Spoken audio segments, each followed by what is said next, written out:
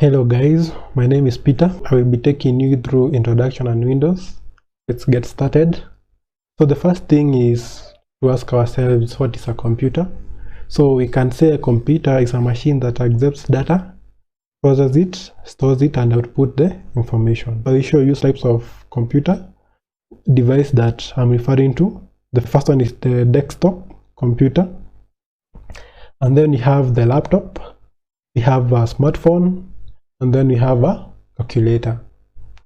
What is the difference between data and information? Since we have already said the computer captures data. So what is this data? So data refers to the raw facts that are ready to be processed, and it is meaningless to the user. So the example is Guido, or 1 or 1 plus 1. It does not have any meaning. Information refers to data that has already been processed. Example is Guido is a dog. You have some information about Guido now. You know Guido refers to a dog. So 1 plus 1 is equals to 2. So you know where 2 has come from. So that is information. So the other thing is components of the computer. So we have the hardware and the software. So the hardware is the computer term that refers to the physical components of the computer. And the software is the set of instructions that direct the hardware to perform a particular task. Hardware is divided into 4 parts. So we have the input device, we have the CPU or the central processing unit, we have the storage, and then we have the output devices. Input devices help the user to enter data into the computer. So we have example, a keyboard, there it is. We have a mouse, we have a microphone, we have a barcode reader, and then we have a scanner. So these are the few examples of input devices. The other thing is we have the central processing unit. So the CPU is the brain of the computer system. It is the most important part of any computer.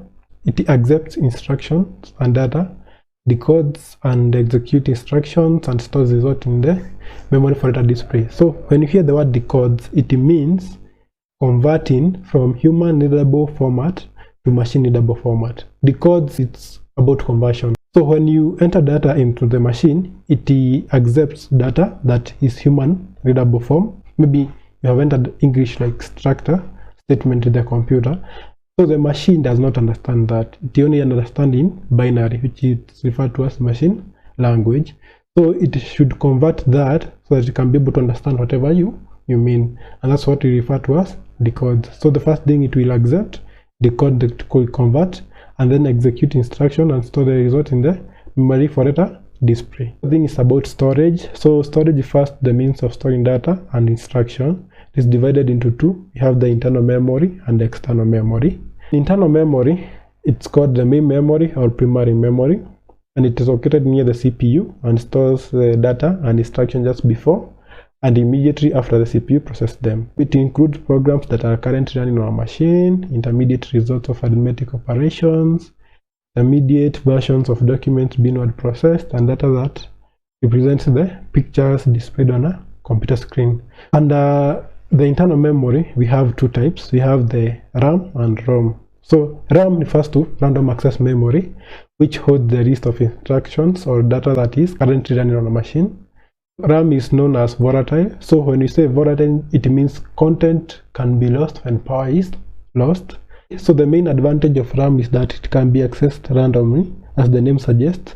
This means the computer can get at any piece of data directly without looking through the storage, thus making it fast. For example, I can be able, if I have opened 3 tabs, I can access any of them randomly, thus making it fast. RAM is an important factor in determining a computer's speed, meaning the more the amount of RAM, the faster the computer. For example, if I have 2 GB and someone else has 8 GB, that person who has 8 GB can be able to access many things at the same time, unlike me who has 2 GB.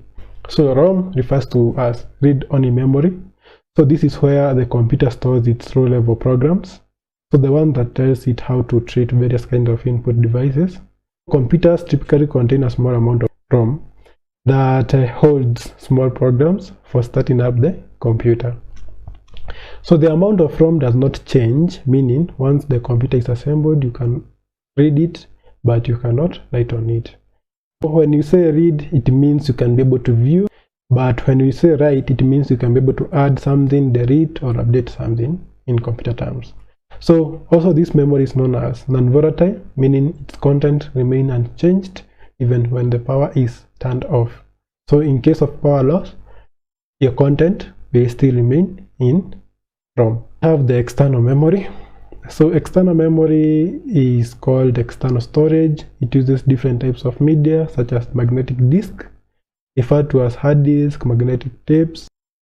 The other media is optical disk. So under optical disk we have DVDs and also CDs, but we have not mentioned it here.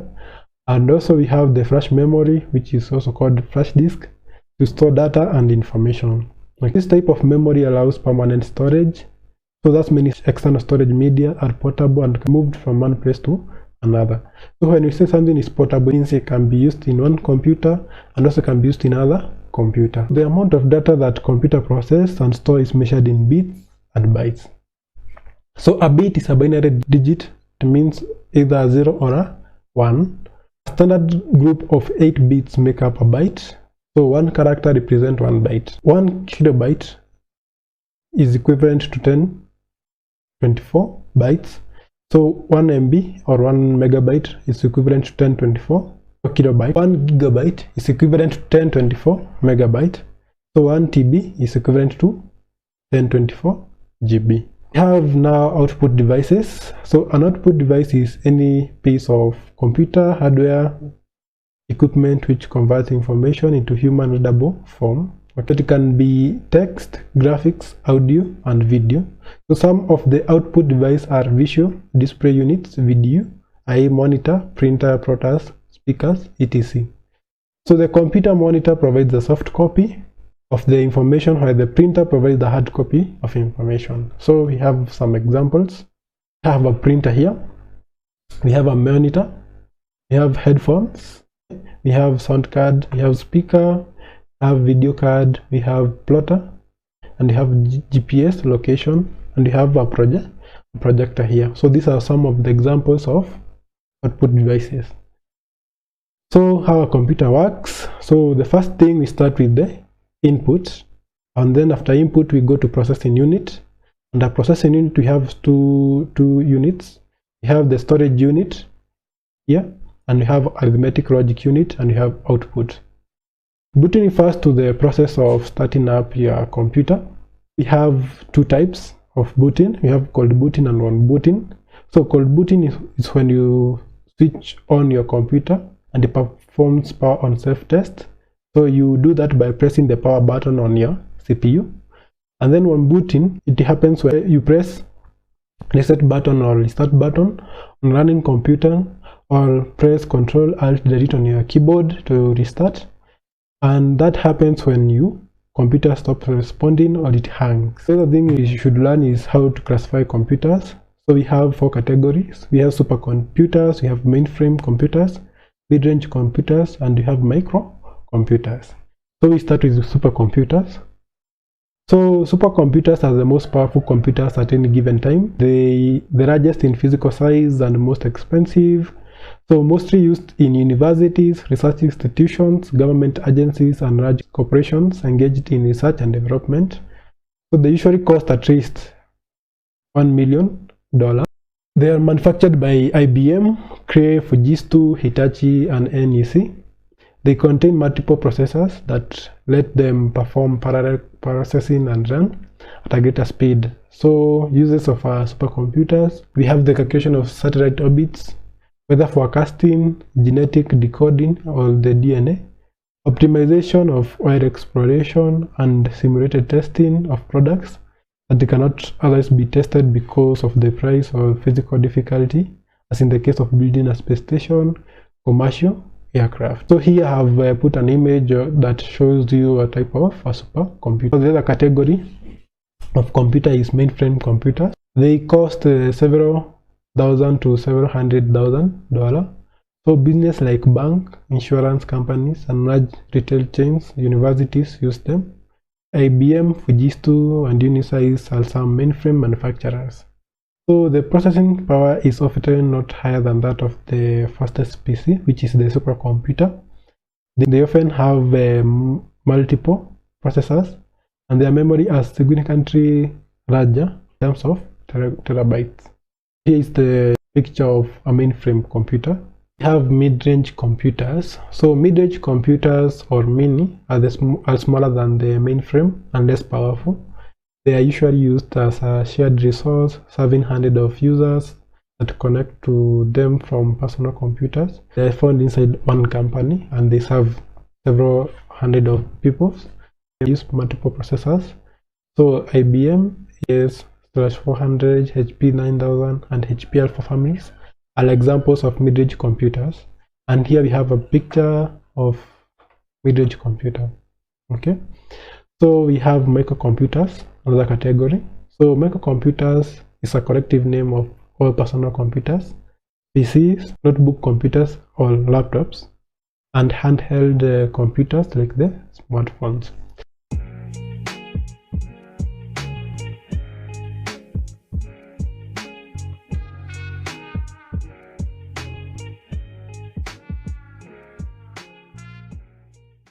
Parts of a keyboard is another element that you're going to learn. It is a microcomputer input device that is commonly used. So usually it is made up of circuit board and other related electric components that generate a unique electronic code when each key is pressed. It has 5 main areas. We have number 1, functional keys. Here they are, starting from F1 to F12. I think you can see on your keyboard. The functional keys are used as shortcut to commonly used commands. Okay, for example, if I want to shut my computer, I will press Alt and F4 on my keyboard. The other category is the typing area. So the typing area is combined of A to Z and symbols and numbers. So on a keyboard, it is located from here all the way to here. And then we have miscellaneous or modifier keys.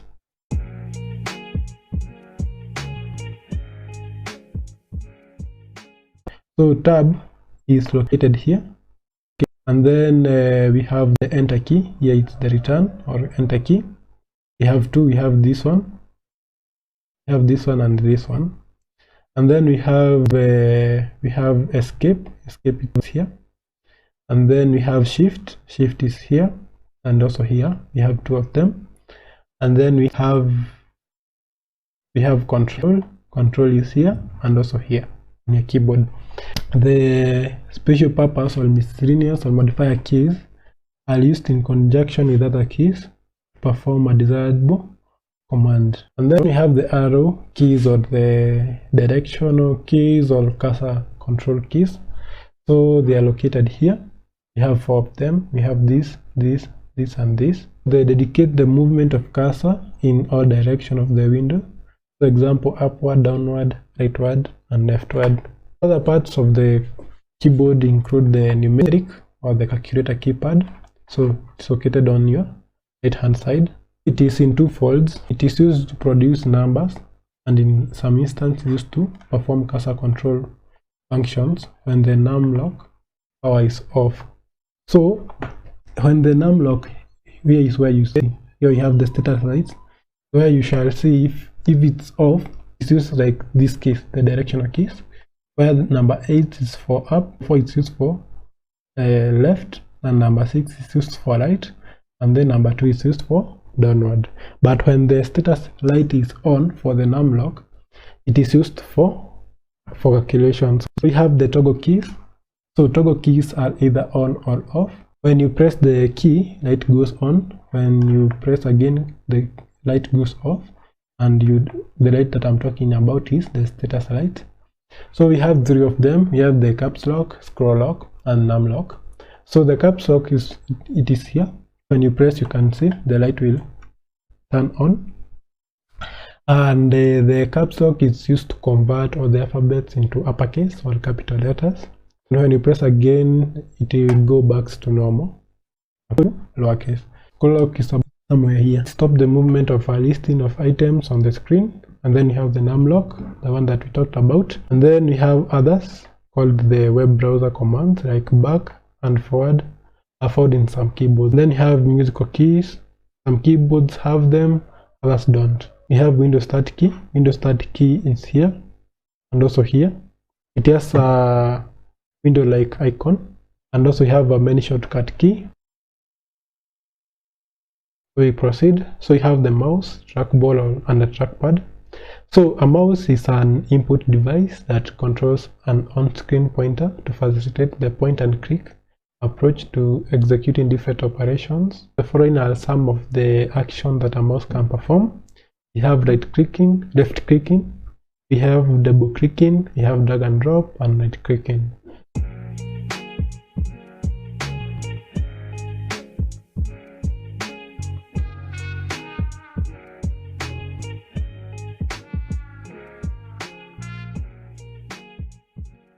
The practical part, we are going to see what we mean by that. And then you have double clicking. So double clicking is when you click the left mouse button twice to invoke an icon or a selection, and you do it fast. And then you have drag and drop. So hold down an icon using the left mouse button and move it along with the pointer and drop it anywhere on the desktop. So that's what we refer to as drag and drop. And then you have a trackpad, like the one that is found on a laptop. So a user controls the cursor by moving his or her finger along a touch sensitive pad. Then you have a touch screen, like the one that you have on your phone. Okay, so may serve both as an input and output device. We have another category that I didn't mention of input device and output. So the examples include the digital camera. It has both input and output. Another example is the smartphone, the one that you're using. So a smartphone can either be classified as input or an output. So the most common output device is the computer monitor. It looks like or use the similar technology as that of the television screen. So there are two types of monitors. We have the CRT, cathode ray tube, and then you have the flat panel display, or the LCD, or the LED. Images on the monitors are made up of small dots called pixels. So on your screen, small dots are the ones that are joined to form the image that you see. So the other thing we are going to learn is about printer. So two basic types based on the technology they use to create images on a paper. So we have the non-impact and impact printers. On my right hand side here, you can see we have the printer, and then you have impact printers. We have two examples, daisy wheel and dot matrix. And then you have non-impact printers, and under that we have inkjet, thermo, laser, and down here you can see some of the examples of those printers.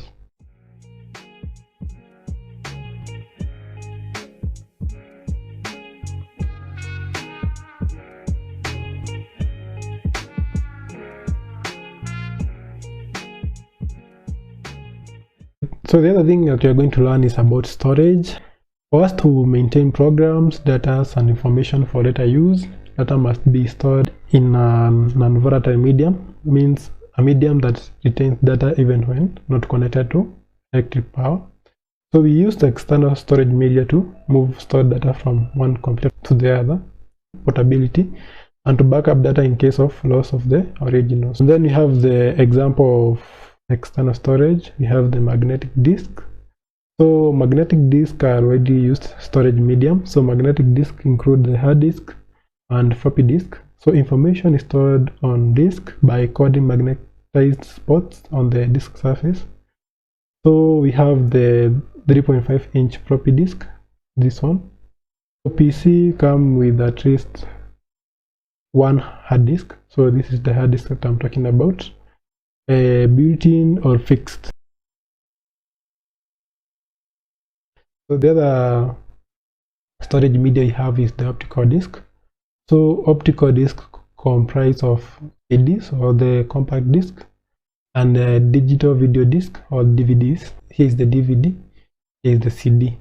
So the last category we have is the solid state storage. Under that we have the flash disk, we have the memory disk.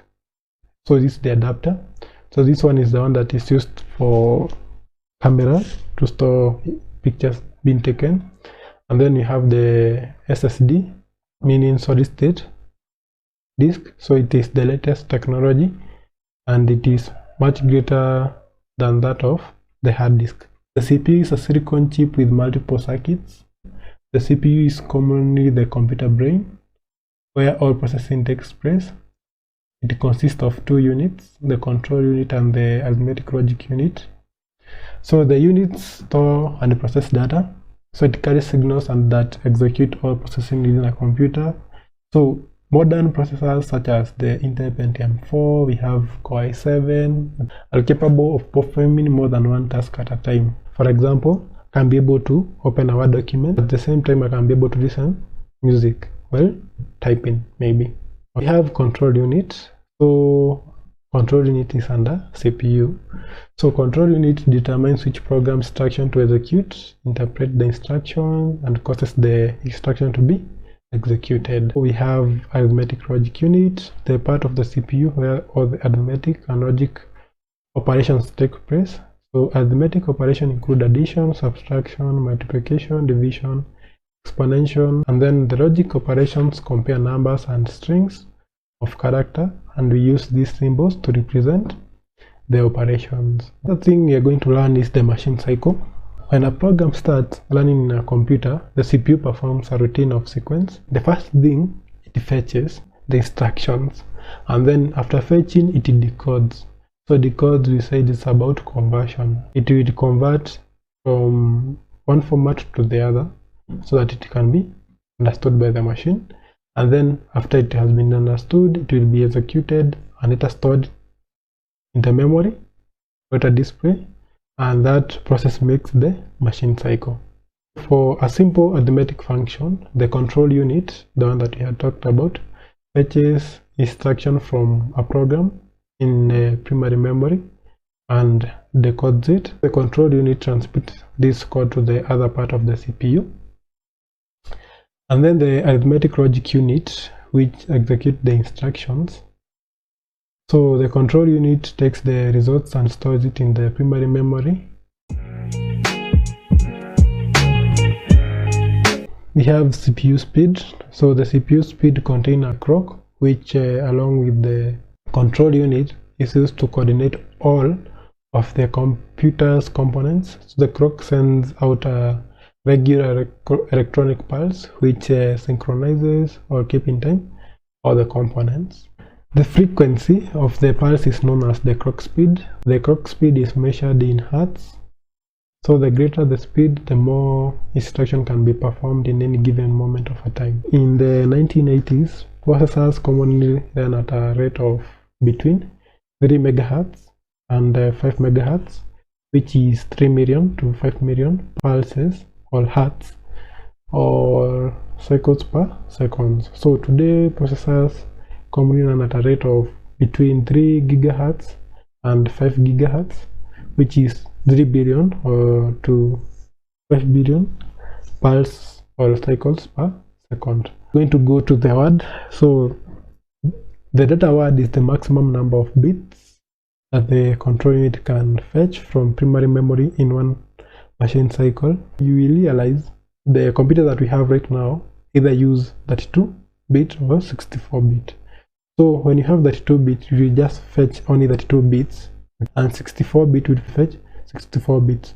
So you see that the 64-bit will fetch a larger amount of data than the 32-bit. And you're going to purchase a computer, better to choose the 64-bit. If you have both 64 and 32, you choose 64-bit because it's going to fetch a lot of bits in one machine cycle. Okay, so how do we measure the computer power? It's when we have the three major factors, and factor number one is processing speed, the other factor is memory capacity, and the other one is number of processor.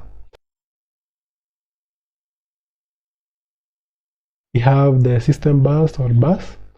So it refers to the signal paths used to transmit signals usually from the CPU and other component. We have types of buses. We have number one, address bus, and then number two we have data bus, and number three we have control bus. So data bus carries memory addresses from the processor to other components such as primary storage.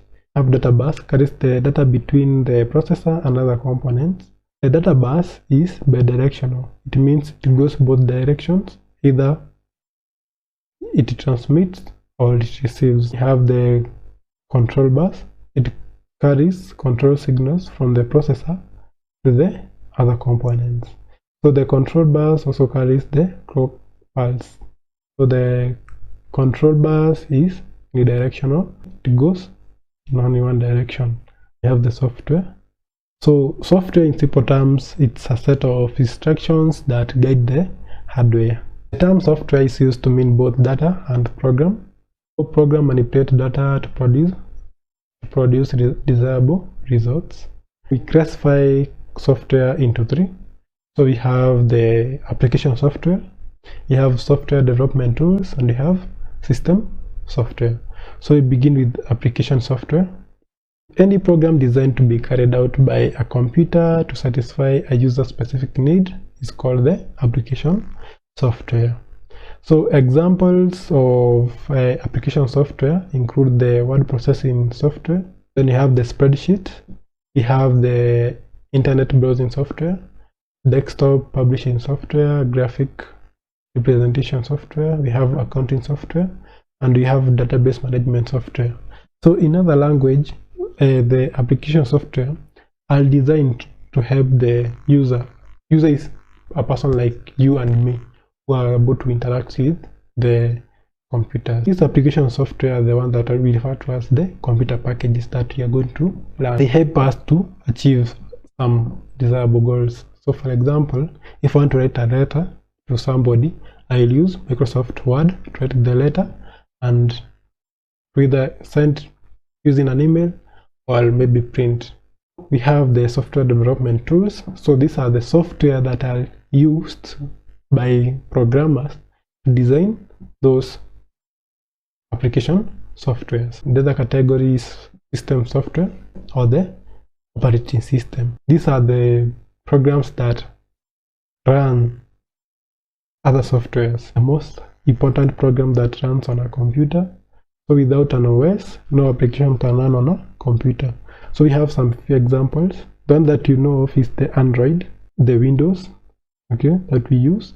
Some of the examples of the operating system. Other examples, you can see them. Okay, we have the Linux, Mac OS, MS-DOS, NetWare, OS/400. We have from OS, OS is Unix, Windows, Android, Windows CE, that is used for handheld computers. Functions of operating systems include they load programs. Okay, so when you want to open a program, so it's the function of the operating system to help you load that program. It allocates memory for a program. So in short, when you open a program in your RAM, it's the function of operating system to allocate that program some memory within RAM.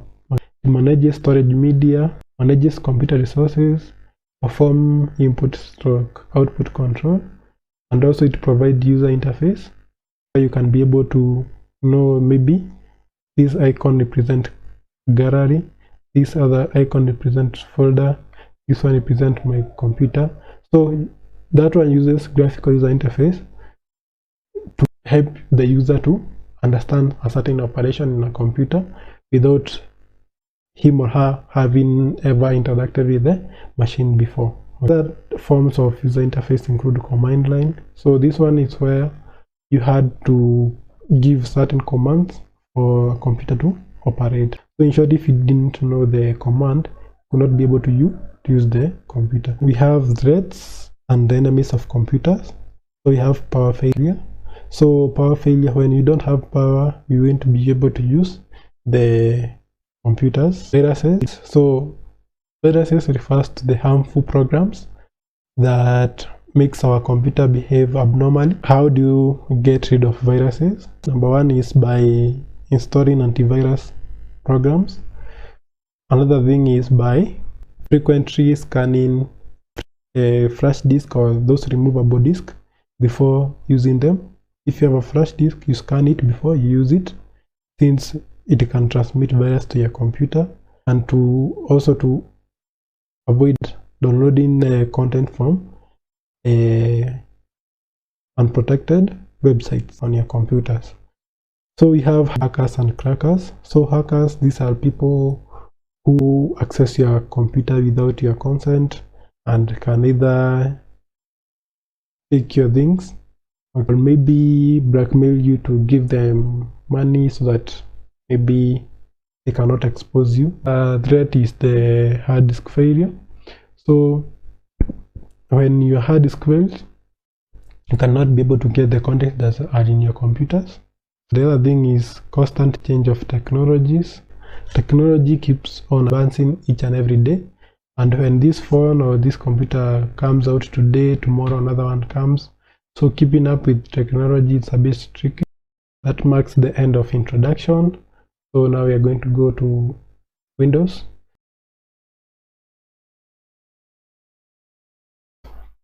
Okay, we're going to start learning Windows. And in this lesson, you're going to learn about the practicality of using a computer.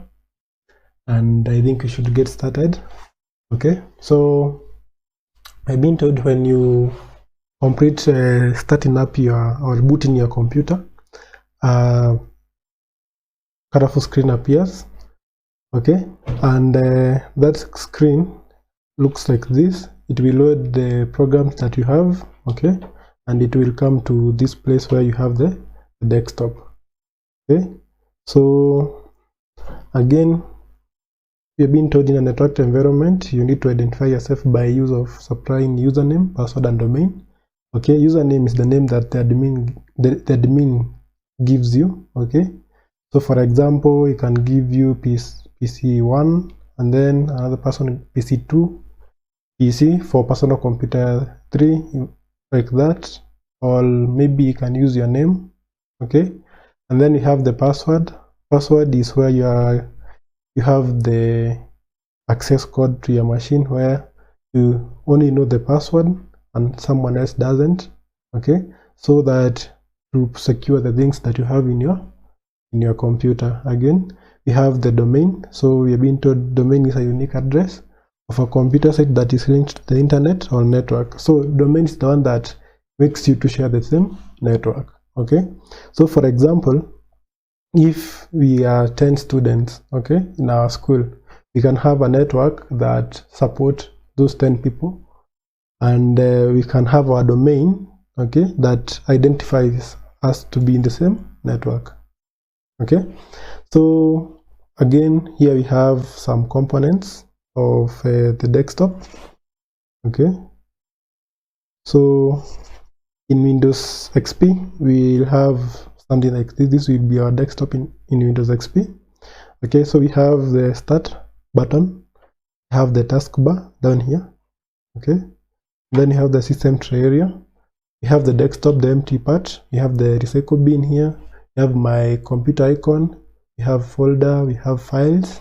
Okay, but we learn them. An icon is a graphical representation of a function, document, or a program. So in this case, we have a document. So we have like something like this. This one is a document, and then you have a function. So function like this is recycle bin. Its function is to store deleted files. And then you are being told another thing about an icon. It represents a program. So we have a program like this antivirus, Firefox, or this Safaricom or modem. Okay, so the other thing is my computer icon. So my computer icon helps you to access the content of your computer.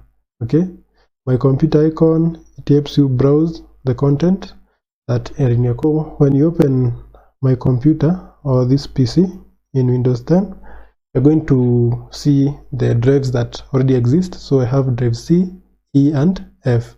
So if I want to access any content that is in my computer, I can access it through drive C or drive F. Okay, so with the help of my computer or this PC. Okay, so we have the taskbar. The taskbar is the one that I showed you, this one. So taskbar shows programs that are currently running on your machine. Okay, so in this case, we have 3 programs running. So in my case, I have several programs running on the desktop. Okay, so the other thing is we have the start button. So the start button in this case is here, the start button. help you to access some of the application that you have. Okay, so for example, if I come to my start, I can see the programs that are in my computer, and I can be able to access them through the start menu. And then we have the recycle bin. So recycle bin has three functions. The first function of recycle bin is to store deleted files. The other thing is to delete files permanently, and the other thing about recycle bin is that you can restore a deleted file. So we are going to do that in the practical part. So again, we have the my network place icon. So in simple terms, this my network place icons helps the user to view people that are connected in the same network. Okay, but that only happens when you are in the same network. Okay, so if you have 3 computers in the same network, when I go to my network place icon, it will show me 2 users. Since we are 3, it will show me the other 2 people who are in the same network as I am. Okay, so the other thing is my briefcase icon. Depending on the computer you're using, the icon keeps copies of files updated in 2 or more locations. Another element is system tray area. So this one that is on my right hand side, so it stores or it contains system indicators. One is how to shut down our machine. Okay, come to the start, and then you come to turn off, and then you turn off again if you're using Windows XP. But in my case, if I'm using Windows 10, you come to start, and then you come to power, and then you have these options here, and then I'm going to choose shut down. When you shut down, it's going to close, and if you want to restart, here is the option. Okay, so the other thing we are going to learn is how to restart. So some computers have 2 buttons when on the CPU. So there's that big one, and then there's that small one. That small one is the one that is responsible for restarting. Or you can press Control Alt delete on your keyboard. The other thing is about a window. Okay, so we have been told a window is a rectangular part of the screen dedicated to a particular task. Okay, so in our case, this is the window. Okay, this you can see this is the window. We have the title bar. So the title bar is the one that is located on top here, where we have the name my computer. It is the title of the window. And then here we have the minimize, maximize, close. So minimize is used for making the window to go to the taskbar. Okay, as you can see, when I click the folder again, it will restore, but when I click again, it goes to the taskbar. Okay, so this one is to make it is called maximize, and it will make the window to fill the entire screen. Okay, and this one is called close, and it is used to close the window. Okay, so the other thing is that we have the vertical scroll bar. Okay, the scroll bar is used to navigate or to view the contents that are not visible in our window, like that. So you use your left mouse button to navigate. And then we have the control menu box. It's the icon that is on the left of the title. And then we have the toolbar. This one is the toolbar. And then it's the address bar. So the address bar contains the address of a certain folder. Okay, like in my case, I have this PC. So if I open the desktop, you can see it has the address where it will show you where it resides. So if I open the assignment, it will show you it is in this PC, desktop, and then assignment. So it will show you the address of a certain folder. So the other thing is we have the icons. The icons are these ones. Okay, and then down here, normally we usually have a horizontal scroll bar. Okay, so those are parts of the window, and in an exam you may be told to draw, but you're just going to sketch and you're going to highlight these elements. Okay, so we're going to learn about sizing a window. So we have this window over here, and you want to learn how to resize. There are so many ways you can do that. So you can use this side, you can use the diagonal, you can use bottom, you can use up. okay? You can use this diagonal, okay? But in my suggestion, I would like you to use the diagonals, since you'll be able to adjust both upward and sideways at the same time, okay? You can see. So you have to come to the edge, and then you're going to get that double-edged arrow, and then you hold it using your left mouse button, and then you drag it until you find a better position that maybe fits the required size of the window. And then when you are done, you release the left mouse button and you have resized the window, okay? So I have used diagonal. So if you want to adjust the size by sideways, you just have to come to the side, and then you can do that. You can resize, okay? But you can see I cannot go upward. I'm just going sideways, okay? That's how you do it. So if you want to move to move the window, you just come to the title bar, and then you use your left mouse button, and then you can drag until the place where you want to drop it, and then when you find a place where you want to keep your window, you just drop it, okay? You release the left mouse button, okay?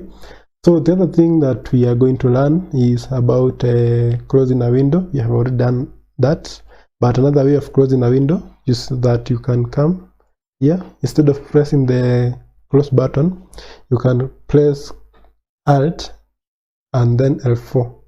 Alt L4 on your keyboard. So we have Windows controls, okay? So we have these are objects within a window that are used to perform various tasks within that window, okay? So in a window we have menus, okay? So these menus can be used in several ways. You can use, okay, for example, let me show you mine. In Windows 10, okay, this is what I'm talking about. This is my menus that I'm talking about. You see, I have a rating point in triangle there, okay? Here I have grayed out since I cannot select, and then we have share, so it's another menu, okay? So in short, menu refers to a list of items that you can interact with, okay? So in our case, we are being told menu is a list of commands. So each window has its own menu bar containing a list of menu items that you can open in that window, okay? So we have several types of menu items. So we have 5 of them, okay? The first one is grayed out. So grayed out is the one that I've showed you, okay? So for example, if I come to home, you can see copy. I cannot copy since I don't have anything selected. So if I select something like this, now I can be able to copy, okay?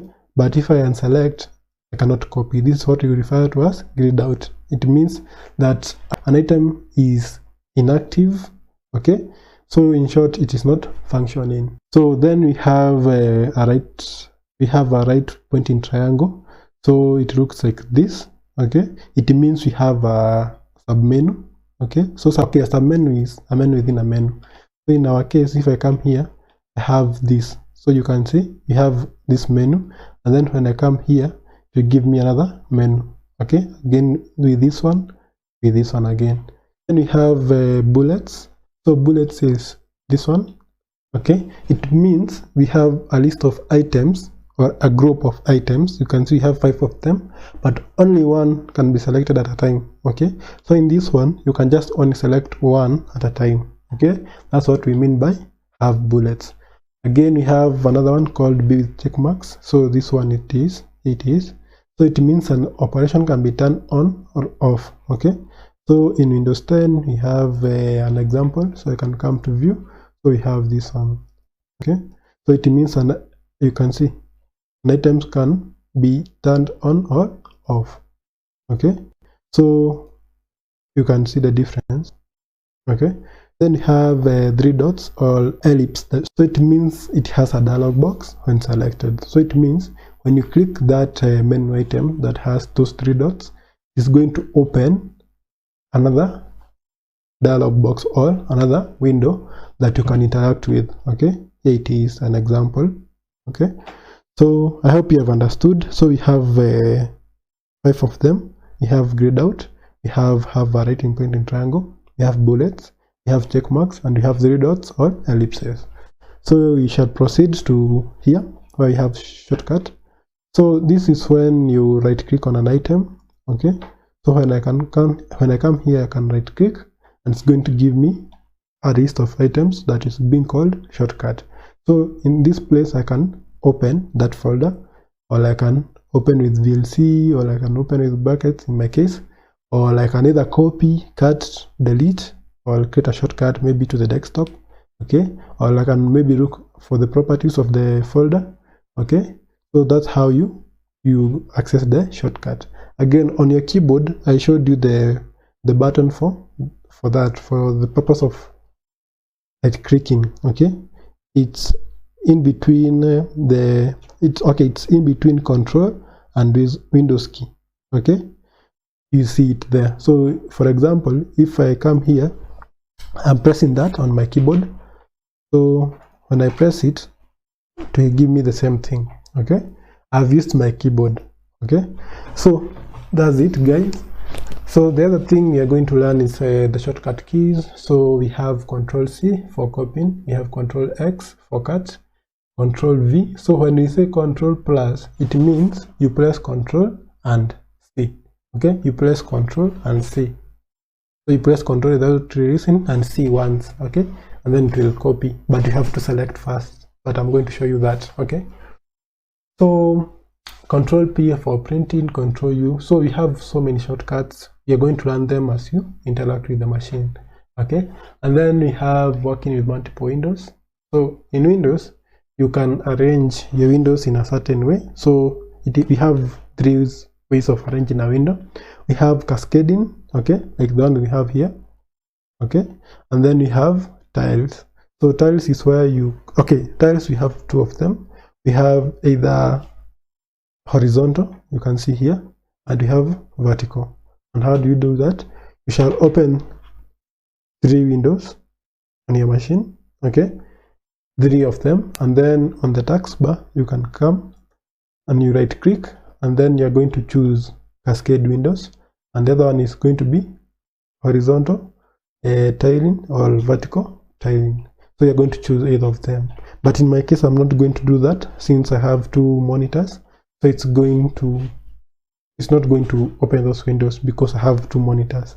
Okay, so but when you cascade, it's going to appear like the one that you see on my screen. So you have 1, 2, 3 windows, and then they are going to be on top of each other. Okay, that's what we mean by cascading. And then tiling is where you have one on top, the other one below it, and then the other one under it. It means it has been tiled, okay, horizontally. But if it's vertically, it's going to be one here, another one here, another one here.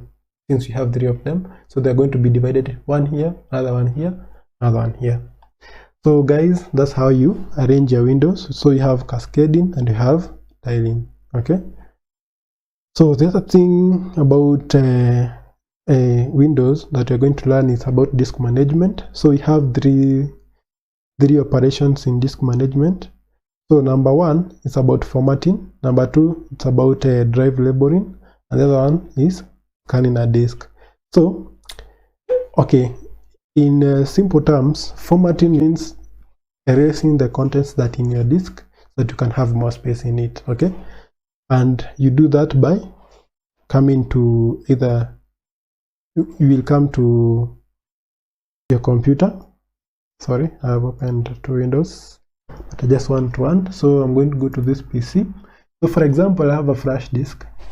Okay, so but guys, I discourage you from formatting. Don't format your computer. Use this formatting tool to format either your flash disk, okay, or your memory card. But your computer, maybe if you come to format drive C, it's going to erase everything. It's going to erase even the OS. So your computer won't work again. For example, if I want to format drive F, I just have to right click, and then it will give you this menu. You right click on top of the drive, okay, and then you can see format. So when you format, it's going to erase everything that is in that drive, okay, and it's going to erase all the contents that are inside there, and it's going to be as good as new. Okay, So that's what we refer to as formatting. And then we have disk labeling. So disk labeling is where you give your disk name, okay, so that it can show ownership. So we have two ways of doing that. So you can come to the drive or to the disk that you want to label. You can right click and then you can come and rename, okay, and then you can give it the name that you want, either it's a name or other name, okay, that will show that it's yours. And you come to properties, and then here you can erase whatever is inside there, and you can write, and then you're going to say apply, and then okay. That's how you do it. So you give this disk a label, okay. So that's how you do it. So the other thing that we are going to learn is about scanning a disk. So this is done when you experience disk errors while accessing your disk. So you can scan your disk by selecting the drive, okay. So I'm going to show you the process. So for example, my drive F has a problem, okay. So I'm just going to right click, go to properties, and then I'm going to go to tools, and then I'm going to here error checking, and then I'm going to check for the errors that are inside the disk, and if there is one that exists, it's going to rectify, okay. So that's how you do it. So you're going to check, and then you say okay, and then the error checking tool is going to handle that, okay. So far I hope guys you have understood, and now I'm going to go to another part of Windows that talks about folders and file management. So we begin by defining a folder. So a folder is an object that stores files and other folders, and you have been told in Windows these yellow icons represent a folder. We have a subfolder, so you have been told a subfolder is a folder within a folder. Then you have a file, so a file is a basic unit of storage, okay. So various icons represent a file. And then you have a shared file, so a folder on a network that is shared by a number of people is one that is referred to as a shared file. So let's go to practical. So you'll be told to create a folder on your desktop, and how do you do that? You come to a place where it's empty on your desktop, not over another icon, place where it's empty, okay, and then you right click, and then you go to new, okay. So even if you're using Windows XP, it's the same procedure, okay. So you go to new, and then you're going to say choose folder like that, and then you're going to give it a name. So for example, I'm going to call mine lesson, and then I'm going to click outside for it to take effect. So I have a folder called lesson. So inside this folder I'm going to create subfolder. So we said a folder stores other folders called subfolders and files. So I'm going to come here, another way of creating a subfolder, another folder inside a folder. So you can click that, okay, then you can give it a title, okay. So maybe I can call it intro, okay. And then you can see I have not written R. So if you want to rename, you just have to right click, you come to rename, and then you give it the proper word, intro, okay, and then you press outside. So another way of creating a folder inside a folder, it's right clicking, and then you go to new, and then folder, and then you can give it a name. So I'm just going to call it 1.1, and then I press outside. So I have two subfolders and one folder called lesson, okay. So if you want to create a file, it's very easy. If you want to create it on the desktop, you can just come and right click, okay, somewhere empty, and then you go to new, and then here the year, okay.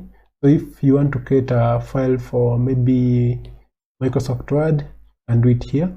If it's for access, you can do it, okay. You just have to press okay, and then for my case, I'm just going to say a text document. Also, you can rename it and give it a name that suits it, okay. So for example, I can call it Lily, okay. So that's my file. Now you're going to learn to create a file inside another folder. So I'm just going to right click, and then you're going to say new, and then you're going to create our Word document, which is a file. I'm going to create another file. Okay, so I want us to have 3 files and 3 folders, or subfolders, sorry, and 1 folder. So there we have 3 files, and then I'm going to add another subfolder. I'm going to go to new folder, and then I can call it 1.2, and there we have it. So guys, until there, I hope you have understood. So the other thing that we are going to learn is about copying and about cutting. Okay, so I'm going to create another folder here called lesson. So this is lesson. I'm going to call it lesson 1. So let me right click, rename. I call it lesson 1 so that I can have lesson 2. So let me right click here and create another folder and call it lesson 2 so that we can learn how to copy on 2. Okay, so we have 2 folders now, the one that we have created. Okay, so I'm going to open this lesson 2. You open by double clicking. So I'm just going to drag this one here, resize it. Okay, so like that.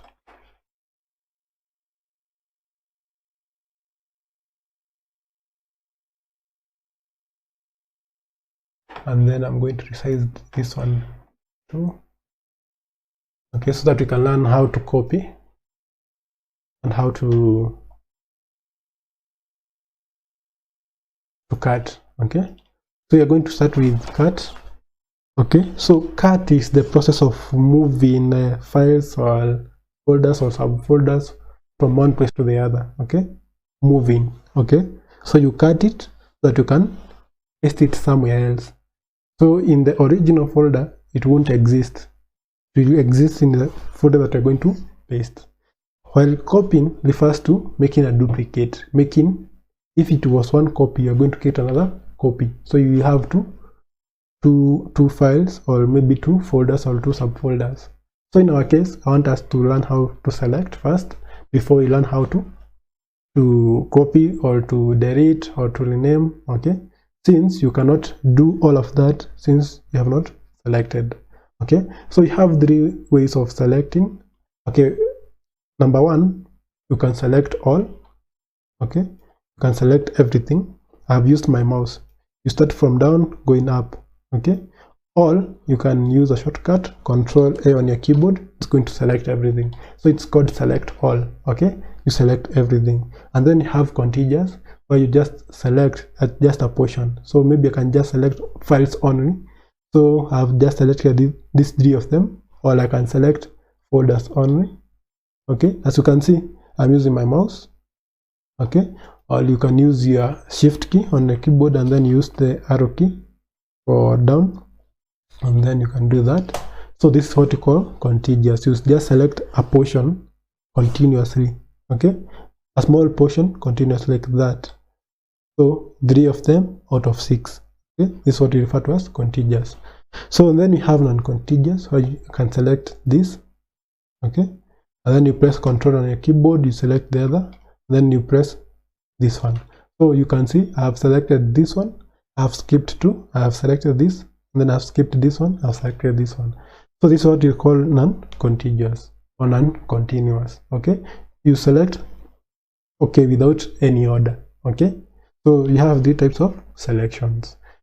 So guys, if you want to copy or if you want to cut, you have to select first. Okay, so in my case, I'm going to use mouse, left mouse button, okay, the left button, and then you're going to select starting from down, then you drag all the way to the top one, and then the first way to cut. So I'm going to show you 4 ways. So number 1 is you have to select, and then you right click, and then you can cut, and then you can see it is dimmed. Now you come to this other folder, right click, and then you paste. Okay, So you can see it has moved from lesson 1 to lesson 2. That's how to refer to as cutting. So if I want to cut in another way, I'm going to use my keyboard.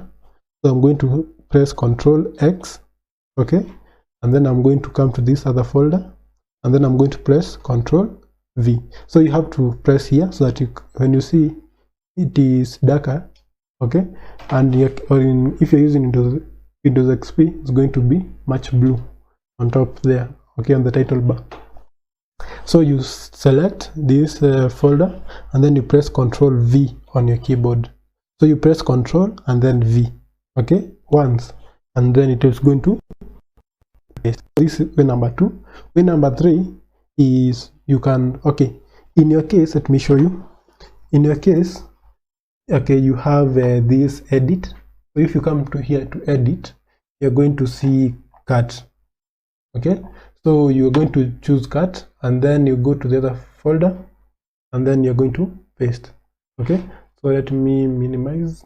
Okay, another way of cutting or moving files and folders is to select, and then you drag all the way to the other folder. You drag with your mouse, and then you drop it, okay. That's way number 4. So out of the 4 ways, you can use any, okay, and you can use in combination with the ones that I've told you. So if you want to copy, you can just come and press here if you're using Windows 10. But in your case, if you using Windows XP, you go to edit, and then you're going to see copy, and then you come to the other folder, you go to edit, and then paste, okay. So in this case, I'm going to show you 3 ways using Windows 10. So the first way is to right click, you copy, right click, paste. Again, just remember to select before you either copy or cut, okay. So you can see the difference between copy and cut. So cut, if you could have cut, nothing could remain here, but when you copy, it's going to create a duplicate, okay. So I'm going to delete so that we can run the other way. So shift delete, going to delete the content, okay. So I'm going to come to this other folder, so I'm going to select. The other way is Ctrl C, then you come to this other side, Ctrl V, okay. So that's way number 3. So I'm going to press shift delete so that you can run the other way. So the other way is you select, and then you press Ctrl key without releasing, and then you drag and drop, okay, without using keyboard. You drag and drop, okay. So that's it, guys. I hope you've understood how to copy and how to cut. So right now you're going to learn about how to delete a file or a folder, and it's very easy. So you just have to right click, and then you go to delete. So when you delete, it's going to go to the recycle bin, okay. So if I delete, it has gone to the recycle bin. So let me select, right click, delete. We go to the recycle bin, okay. So let me show you my recycle bin.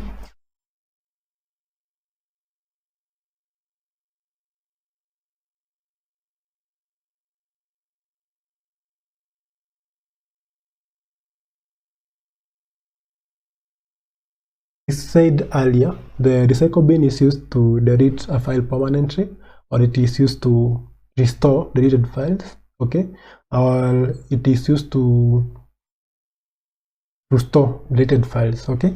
So if I want to restore, I'm going to select the content that I've deleted, and then I can right click and say restore. It's going to go back to this folder that we had lesson 2. Here it is, lesson 2 is going to come back since we have restored, okay. So if you delete, okay, sorry, I don't want to delete permanent. If I delete, so another way of deleting, you can press delete key on your keyboard, and then it's going to go to recycle bin. So I'm going to come to my recycle bin. You can see